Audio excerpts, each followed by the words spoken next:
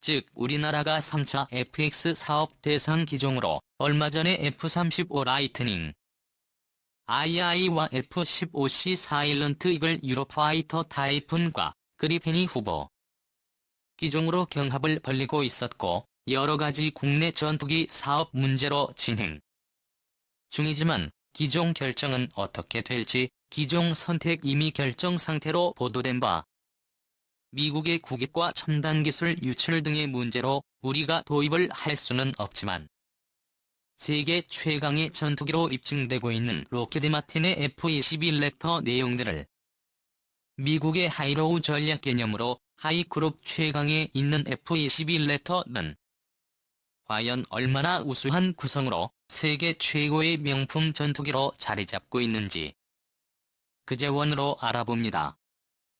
미국의 하이로우 전술에서 당시 하이크 최고인 F-15를 대체하는 기종으로 개발된 엄청난 성능을 가진 제5세대 전투기이다.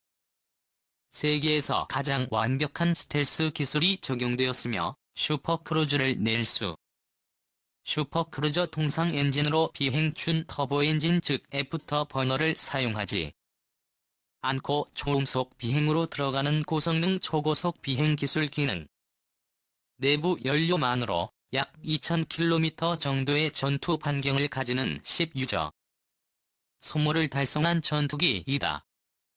스텔스 기술 적용을 위해서 모든 무장이 내부에 장착되어 있고 발사 전 무장창이 열리고 발사되는 속도가 고작 기초이며 적기의 레이더의 시간만큼 작은 노출이 된다고 보더라도 만약 저 알아차리고 조치를 취하기에는 이미 늦은 시간으로 볼 수 있다. 우리도 도입하여 사용한다는 AIM-120 암람 미사일을 발사할 때 무장 창이 열리고 발사한 후 닫히는데 소요 시간은 약 2초로 알려지고 있다. 초음속 상태에서 다른 비행기가 암 속에서 내는 고기동 테크닉을 가능하게 강력한 2대의 엔진은 로켓처럼 수직 상승을 계속하며 애프터 버너 사용 없이 보통 주행 출력으로 음속을 돌파하여 슈퍼크루즈를 통과한다. 북하 초프코브라 기동 같은 고난이 비행을 간단히 수행하고 칼로 자른 듯이 정교하고 안정적인 기계적 기동을 수행한다. 랩터의 엔진은 현재까지 인류가 만든 전투기 용제트 엔진 중에서 가장 강력한 추진력을 뿜어낸다. 추력 평양 노즐이 장착되었으며 전투 추력 12,000kg 어플을 켜면 18,000kg이다. 가장 무서운 성능으로 랩터의 레이더는 적기의 RWR에 걸리지 않도록 전파 방사 패턴을 스스로 바꿔가며 전파를 발사한다. 따라서 적기가 레이더 전파로 역추적을 하는 것은 불가능하다. 적기에 탑재된 RWR은 적이 조종사에게 자신이 적으로부터 조준 사격 즉 라곤되었다는 사실을 모르기 때문에 경고할 수도 없고 그 전투기는 느닷없이 피폭되고 만다. 광활한 공중에서 RW2월의 기능이 쓸모없다면 그 전투기는 장님과 같다. 그래서 랩터는 투명 망토를 입고 안전하게 적기를 공격하며 적기는 전혀 알아차릴 수도 없이 어디서 언제 날아온 미사일에 맞는지도 모르고 당한다. 다만 랩터를 상대로 전자전을 할 수 있는 성능의 기종은 보잉 AA 18g 그라울러 정도라고 한다. 2006년 노던 엣지 훈련에서 F-22와 F-15의 블루포스와 FC F-16-18이 3조기 경보기의 레드포스가 벌인 모의 공중전을 했을 때 전투 성적 결과는 랩터 2대가 무려 241대의 전투기를 여기서 격추된 단두대의 블루포스도 F-22가 아니라 F-15였다. 레드포스는 격추 판정 후에도 계속 재부활을 시키고 전투를 계속하게 했으며 블루포스는 이를 허용하지 않은 성적이라고 한다. 랩터를 상대로 전투 1, FC-18 파일럿들은 훈련 후기에서 공중전을 했을 때 눈앞에 뻔히 보이는데 레이더에 또 안 걸리고 무기라. 곤도 안 된다. 꼭 말해서 스텔스 성능은 근거리에서 더 완벽한 유령 수준인 것이 확인되고 있다. 따라서 만약 이 F-21 랩터가 목표물에 접근하기 위해 저공 비행한다면 육간으로 보일지 원정 전자 컨트롤러, 자동 발사하는 무기 체계는 쓸모 없게 된다는 말이다.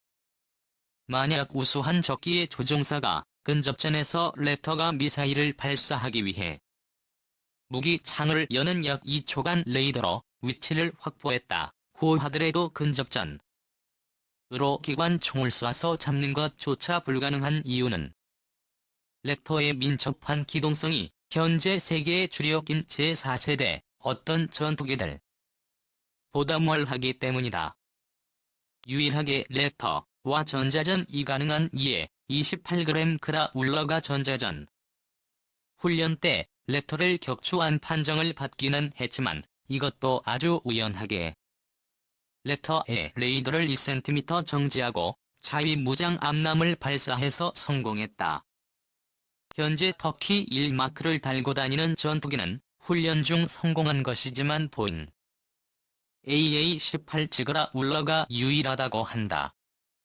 기술 이전도 거부 첩첩산 중에 KF-X 말도 많고 탈도 많은 한국형 전투기 KF-X 사업 미국으로부터 핵심 기술 4가지 이전을 거부당했다. 자체 개발할 수 있다. 이런 설왕설래가 있었죠. 그런데 기술 이전 받기로 합의했다던 21개 기술 항목에 대해서도 미국과 협상의 난항을 겪고 있다. 이런 새로운 사실이 밝혀졌습니다. 무슨 얘기인지, 앞으로 어떻게 되어가는 건지. 정의당의 국방개혁기획단 장이 주어 김종대 단장을 연결합니다. 나와 계시죠? 이게 무슨 얘기예요? 이미 기술 이전 합의했다는 건데 합의가 아니었어요.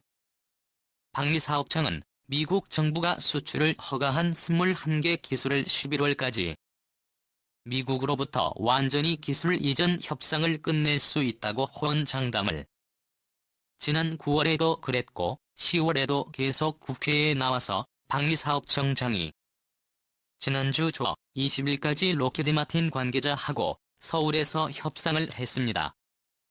이제 21개 기술을 주기로 한 것에 부협상 끝내자. 이렇게 협상을 했는데 이때 록히드 마틴의 관계자가 사실은 미국 정부가 계속 불허하는 기술이 있다. 또 한국이 달라는 기술이 너무 두루뭉술한 섬오추겠다. 좀 세분화해서 따져보자. 이렇게 좀 굉장히 난색을 표명하는 협상을 했습니다. 그 결과 지금에 와서 보니 21개 기술도 다 받는 게 아니라 이제부터 협상을 해봐야 아는 것으로 바뀐 것이죠. 내년까지 협상을 해야 됩니다. 이렇게 되면 미국 정부가 허가했다고 하는 것은 우리 방위사업청이에요. 그러니까 족이 놓으면 수천 개가 되는 그 21개 기술에 대해서 이전 받기로 무슨 협약서 같은 것에 사인이 끝난 단계가 아니었군요. 그러니까 국민들이야 시기에는 우리가 작년에 미국으로부터 F-35 스텔스 전투기 구매 계약을 맺었거나요. 이게 작년 9월인데 이때 계약을 맺을 때 부수적인 조건으로 한국형 전투기 개발에 필요한 기술 이전도 계약 조건 내 들어간 줄로 알고 계십니다. 그렇게들 알고 계시는데 정확하게 보면 당시 계약을 맺을 때 한국의 기술 이전을 가치로 즉 금액으로 평가해서 기술 이전에 협력하겠다는 조항은 있지만 구체적으로 이전한다는 세부적인 항목이 없었던 것 같습니다. 이렇게 되니까 이게 협상 사항으로 남았는데 결국 한미 간의 이 조항을 이해하는 관점이 달랐던 것이죠. 그런데 이게 논란이 된 후에도 말이죠. 사업청 측에서는 합의 사항을 이행하지 않으면 벌칙이 부과된다.